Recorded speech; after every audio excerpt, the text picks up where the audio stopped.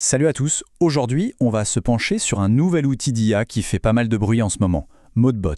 Alors, assistant de génie ou vrai risque pour nos données, c'est ce qu'on va décortiquer ensemble. On commence direct avec la question qui pique un peu.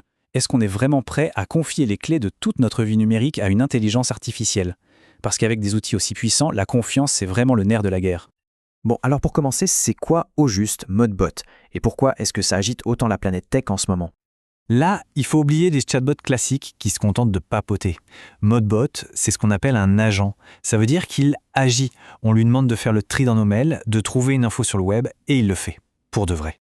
Et le truc qui change tout, c'est son intégration. Il s'installe directement dans les applis qu'on utilise déjà à 24, comme WhatsApp ou Telegram. Pas besoin d'un nouveau logiciel compliqué, il est déjà là où on passe notre temps. C'est super malin.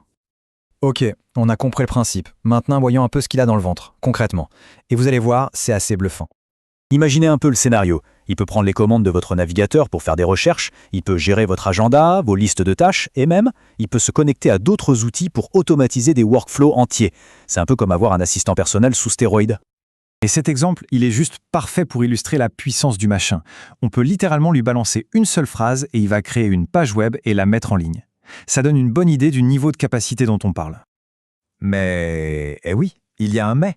Parce que donner autant de pouvoir à une IA, ça a forcément un prix. Et c'est là qu'on doit absolument parler des risques. Alors, elle est où l'arnaque? C'est quoi le piège quand on laisse un outil aussi autonome et puissant se promener librement dans notre ordinateur? En fait, tout le danger vient du niveau d'accès qu'on lui donne. Pour faire une image simple, c'est la différence entre prêter la chambre d'amis à quelqu'un et lui filer le trousseau complet des clés de la maison, y compris celle du coffre-fort. Parce que s'il est mal configuré ou s'il comprend une commande de travers, ça peut vite tourner au désastre. Des fichiers importants effacés par erreur, des mails Blizzard envoyés à tout votre carnet d'adresses. Bref, on peut perdre totalement le contrôle. Et c'est ça le point le plus important à retenir pour un utilisateur lambda.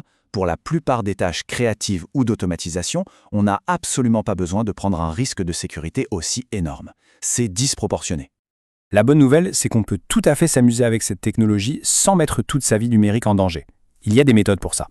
La solution en un mot, c'est l'isolation. Il faut créer une barrière de sécurité.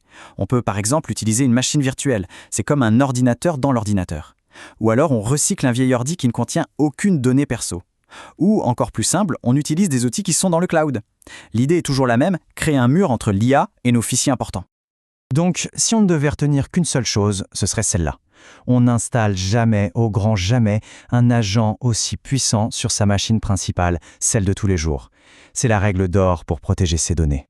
Tout ça, ça nous amène à une question de fond pour l'avenir. À mesure que ces intelligences artificielles vont devenir de plus en plus capables, comment va-t-on faire pour trouver le juste équilibre entre leur incroyable utilité et notre propre sécurité?